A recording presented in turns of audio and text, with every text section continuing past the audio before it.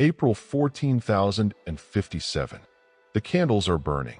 The wine is warm. The music is soft. 200 noble women sit in a great hall, laughing beside their husbands. They wear silk dresses. Their hair is brushed. Their hands are clean. They believe they are safe. They are wrong. By the time the sun rises, most of the men in this room will be dead. By the time the week ends, most of these women will be broken or buried. And by the time this story is over, their names will be forgotten, except one. Her name is Voicer. She did not know that tonight was her last night as a wife. She did not know that tonight was her last night in clean clothes. She did not know that tonight was the last time her hands would ever be soft. Outside the hall, guards are already waiting. Chains are already prepared. The ground is already chosen. This is not a story about a king. This is not a story about power. This is a story about what happens to women when no one is allowed to protect them. And it is about to begin. Stay with us till the end for valuable insights. Like, subscribe, and share to support the channel. The banquet hall was filled with light. Hundreds of candles burned along the stone walls. They made the gold cups shine. They made the jewels on the women's dresses sparkle. Soft music floated through the air as servants walked between the tables, carrying plates of bread, meat, and fruit. 200 noble women sat beside their husbands. They were the wives and daughters of the most powerful families in the land. They had grown up in warm homes. They had never carried water. They had never worked in fields. Their hands were smooth. Their lives had been safe. Voicer sat near the center of the room. She was only 23 years old. She had been married for 2 years. Her husband sat beside her, smiling, holding her hand. They whispered to each other as they watched the musicians play. Voicer felt happy. It was Easter, a day of peace, a day of hope. She had no idea this would be the last peaceful moment of her life. The women talked about dresses and weddings and family. Some laughed loudly. Some leaned close to their friends and shared secrets. No one looked afraid. No one thought anything bad could happen here, inside this beautiful hall, under the protection of their ruler. But outside, the night was quiet in a strange way. Guards stood in every doorway. More guards than usual. Their faces were hard. Their hands stayed on their weapons. The servants avoided looking at them. At the head of the hall sat Vlad. He did not laugh. He did not smile. He watched the nobles like a man watching animals in a cage. The feast continued. The wine flowed. The music played. Time passed. Then Vlad stood up. The sound of his chair scraping the floor cut through the music. Slowly, the room became quiet. Everyone turned to look at him. Vlad raised one hand. "How many rulers," he asked calmly, "have you lived under in your lifetime?" The nobles looked at each other. Some laughed nervously. One man said, "7, my lord." Another said, "More than 10." An old man said, "I have seen more than 30. Vlad nodded slowly. 30 rulers, he said. All betrayed. All murdered. All replaced. The hall felt colder now. "This," Vlad said, "is why this land is weak."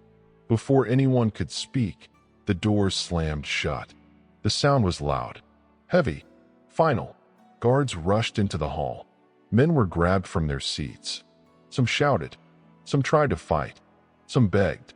The women screamed as their husbands were pulled away. Voicer held onto her husband's arm. "What is happening?" she cried. A guard tore her away from him. His grip was so hard it burned her skin. Her husband reached for her. "Voicer," he shouted. Then he was gone. The women were forced to their feet. Chains were brought out. Cold iron was locked around their wrists. They were pushed together in long lines. Voicer stumbled. A woman beside her caught her before she fell. "I am here," the woman whispered. "Hold my hand." They were dragged toward the open courtyard. And there, in the dark, they saw what was waiting. Long wooden stakes were rising from the ground. Their husbands were being taken there. Some were already screaming. The feast was over. The nightmare had begun. The screams did not stop. In the courtyard, men were being lifted into the air and forced down onto wooden stakes. Some died quickly. Many did not. The women were forced to stand in rows and watch. Voicer searched the forest of bodies. Then she saw him. Her husband was still alive. His body shook as he tried to breathe. His face was pale. His eyes were wide with pain and fear. "Voicer," he cried. She tried to run to him. The chain around her wrists pulled tight. A guard struck her back with the flat of his sword. The pain stole her breath. "Do not move," he said. Voicer screamed her husband's name. Her voice broke. Her tears fell, but she could do nothing. Slowly, his voice became weaker. Then it stopped. The woman beside Voicer began to shake. "My father," she whispered. "That is my father." Around them, noble women cried, fainted, and begged. No one listened. When it was over, the courtyard was silent. The men were gone. The ground was red. Vlad did not look at the women. He only said, "Take them." The chains were pulled. The march began. They were driven out of the city gates before sunrise, still wearing their silk dresses, still barefoot, still in shock. No food was given, no water, no rest. The road turned into dirt. The dirt turned into mud. The mud turned into rocks as the land rose toward the mountains. Voicer's feet began to bleed within the first hour. Small stones cut into her skin. Every step burned. Some women fell. The guards did not stop. They dragged the women by their chains. When dragging became too slow, the guards let go. The women were left on the ground. No one came back for them. Wolves followed the line from a distance. By the second day, the women were barely able to walk. Their dresses were torn. Their hair was wild. Their mouths were dry. One young girl, no older than 16, collapsed beside the road. "Please," she whispered. "I cannot go on."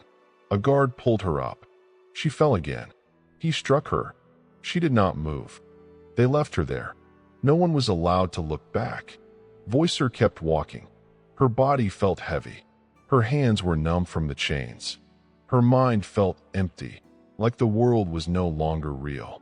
The woman beside her whispered, "If we stop, we die." So Voicer walked. Day after day. At last, they reached the mountains. There, on a high cliff, stood broken stone walls. Poinari Castle. Vlad was waiting. "You will rebuild this place," he said, "with your hands." The women looked at the ruins. They did not understand. They would soon. The work began at once. No tools were given. No gloves. No shoes. The women were forced to climb the mountain, carrying heavy stones in their bare hands. The path was steep. The rocks were sharp. Every step felt like fire in their legs. Voicer lifted her first stone. It was heavier than anything she had ever touched. Her fingers shook as she tried to hold it. The stone cut into her skin. Blood began to run down her palms. She did not drop it. She was afraid to. Up the mountain they went, one step at a time.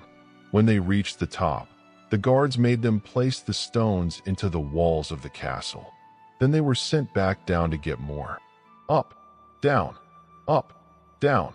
The sun burned their skin during the day. The cold cut them at night. There were no beds.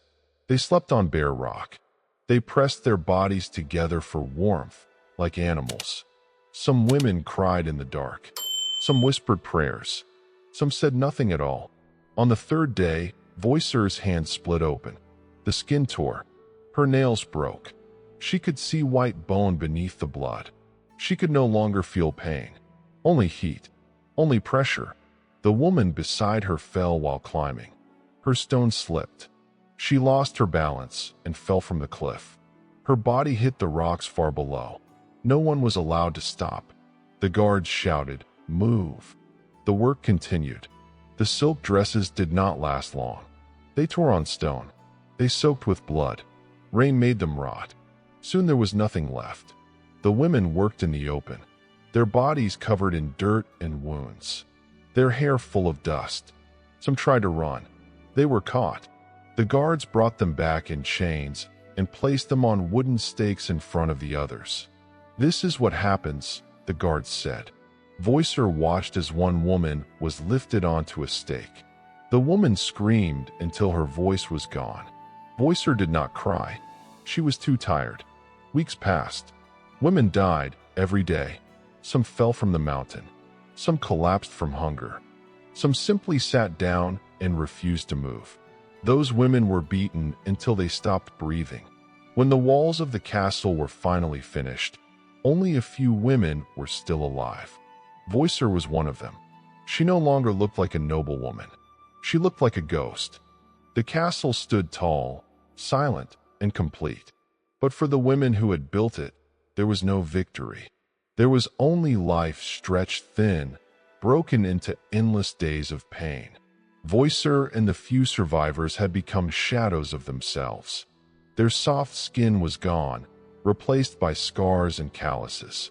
Their hands, once delicate, were twisted and raw, with nails broken or missing, veins raised like cords across bleeding palms. Every morning, waking brought new aches. Every night, sleep brought no comfort. They had become the living dead. They were given clothes, but nothing clean. Coarse, wet fabric that bit at the skin. Shoes. None. Their feet were hardened and cracked from the climb, each step in agony. Their hair hung in clumps, matted with mud, blood, and sweat. Their mouths tasted of dust and old rainwater. They did not speak much, not because they did not want to, but because to be heard was dangerous. The guards still circled, still waited for the smallest failure. A whisper could bring punishment worse than death. The women worked constantly, cleaning the castle floors, carrying water to fill cisterns, cooking meals for the soldiers who had watched them suffer on the mountainside. Even in these tasks, pain followed them. Every motion reminded them of the stones they had carried, of the cliffs they had climbed, of their bleeding hands. Nights were the worst. Cold winds cut through broken walls. There were no blankets, no fire. They huddled together for warmth, shivering against the stone, listening to the moans of others who had lost their bodies to exhaustion. Hunger gnawed at their bellies, yet they dared not stop or steal scraps. Survival demanded obedience. The survivors' identities were gone. Voicer was no longer a noblewoman. Titles meant nothing here. Names meant nothing. They were ghosts trapped in their own bodies, living under the constant shadow of the man who had destroyed their families. When new women were brought in as prisoners, the survivors could not warn them. They could only watch their terror mirror their own past, feel the helplessness rise anew, and keep moving silently, mechanically, like parts of the castle itself. Sometimes, Voicer would see the guards laughing at her reflection in broken puddles. She barely recognized herself. And yet, there was no anger. There was only numbness. The castle was a monument of blood and suffering, built not by soldiers, not by architects, but by the bodies of women forced to create a fortress for the man who had killed their loved ones. Every stone bore the memory of pain. Every wall told a story of fear. Every tower whispered their screams. Vlad had what he wanted, a fortress strong, unyielding, terrifying. And he had sent the message. Betrayal would bring unimaginable consequences, and the women would always pay the price first. For Voicer and the other women, the days blended into one endless punishment. Each sunrise was another march up invisible mountains of suffering. Each sunset was another reminder of what had been taken, their families, their futures, their dignity. They were alive, but in a world where survival was a shadow, and every breath carried the weight of memory, pain, and fear. They were living monuments, walking reminders that the horrors of one man's power could leave life intact yet destroy everything that made it worth living. Time had lost all meaning in the castle. Voicer could not remember how many days or weeks had passed since the last time she had eaten a full meal. The walls rose tall above her, shadows shifting with the sun, yet the same fear lingered within every corner. Every room held memory. The sound of chains dragging across stone, the cries of women who could not carry another stone, the scent of sweat and blood soaked into the floors. The castle was complete, but the women who built it were broken beyond repair. Voicer had stopped counting the scars on her body. Her hands were no longer capable of delicate movements. They were tools for work, twisted and calloused. Her feet, cracked and hardened from climbing the cliffs, ached with every step. Her back ached constantly, a dull, throbbing pain that never went away. Even sleep brought no relief. The stone floors were hard and cold. She huddled with the others for warmth, feeling the weight of their suffering against her own, sharing the shivers and the silence. They were no longer women of rank. Their titles had been erased, their wealth and families gone. They were alive, but they had nothing else. Names, honor, dignity, all stolen. Only survival remained, and even that was fragile. The guards still roamed the halls, their eyes sharp, their lashes quick. One wrong look, one wrong word, and punishment would strike. Sometimes, a new woman was brought to the castle, her eyes wide with terror. Voicer wanted to warn them, to tell them the truth of what waited here. But she could not. She had learned the hard way that warnings meant suffering. Silence was the only shield. The castle became a prison in more than stone. Its walls held their sweat and blood. Its floors absorbed their tears. Every day was labor, every task a reminder of what they had lost. They carried water for soldiers, cleaned floors streaked with grime and remnants of past punishments, and worked the kitchens where they smelled the food they would rarely taste. Hunger gnawed at their bellies, yet they dared not steal. Survival demanded obedience, and defiance demanded death. Voicer often found herself staring into puddles of water, wondering if the reflection was still hers. She barely recognized the face staring back, hollow cheeks, sunken eyes, hands twisted and scarred. Yet even in this, there was no time for despair. Every moment was labor, every glance a warning. The castle was complete, but the living were chained to their work. They were monuments in motion, forced to witness the legacy of fear written in stone. Each brick carried the weight of lost families. Each tower whispered their screams. Every window framed the empty sky they had once known as freedom. And still, life pressed on. The new prisoners arrived. Some died quickly. Some survived long enough to join the silent rhythm of Voicer and the others.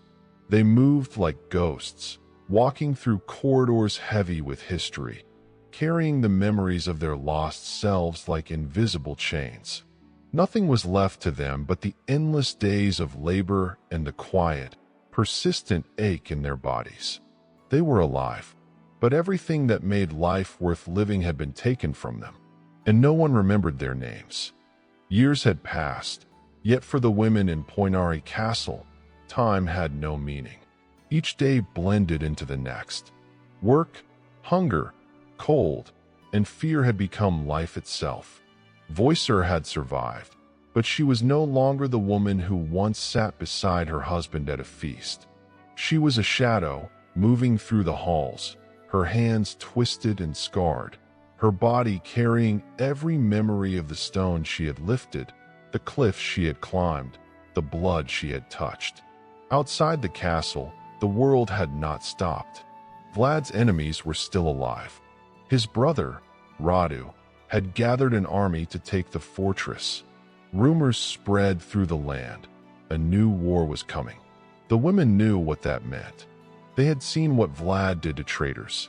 They knew that if the castle fell, the survivors would not be spared. They would die, just as countless others had.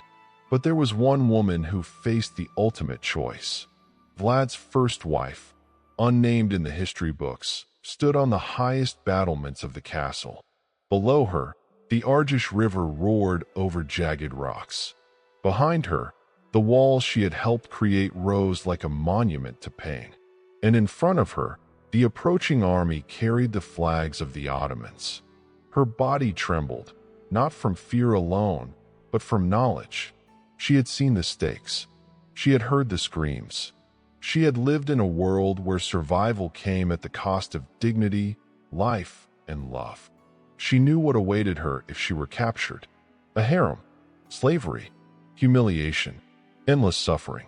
She thought of the women she had seen raised on stakes, the noble women whose silk dresses had rotted from their bleeding bodies. She thought of Voicer, of Alinka, of mothers holding their daughters as they were impaled. She thought of the world her husband had built, one of terror, cruelty, and messages written in human flesh. And she made a choice, one she would carry forever.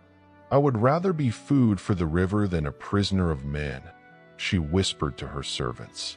And then, without hesitation, she leaped from the battlements. The river swallowed her instantly. The roar of the water drowned out everything: screams, orders, fear. For the first time, she was free, if only in death. Vlad escaped through a secret passage, leaving the castle and his enemies behind. For years, he would continue to rule, imprisoned briefly, then returning to fight and die in battle in 1476. His head was displayed on a stake, a final message to the world. But the women, the true architects of his fortress, the ones who had suffered so horribly, remained as silent witnesses. Voicer, the countless nameless mothers, the daughters who had never known safety, they were the hidden pillars of history. Their pain built walls stronger than stone, stronger than fear, stronger than legend. History remembered the monster. It gave him capes, fangs, castles, and romance. It made him a story people could tell with shivers and thrill. But the real story, the one no one wanted to tell, was written in blood, in the hands of women who carried stones until their flesh could hold no more, in mothers who watched their daughters die, in wives who chose the river over a world without choice. The castle still stands. Tourists climb its steps. They take photographs. They laugh and marvel at its beauty.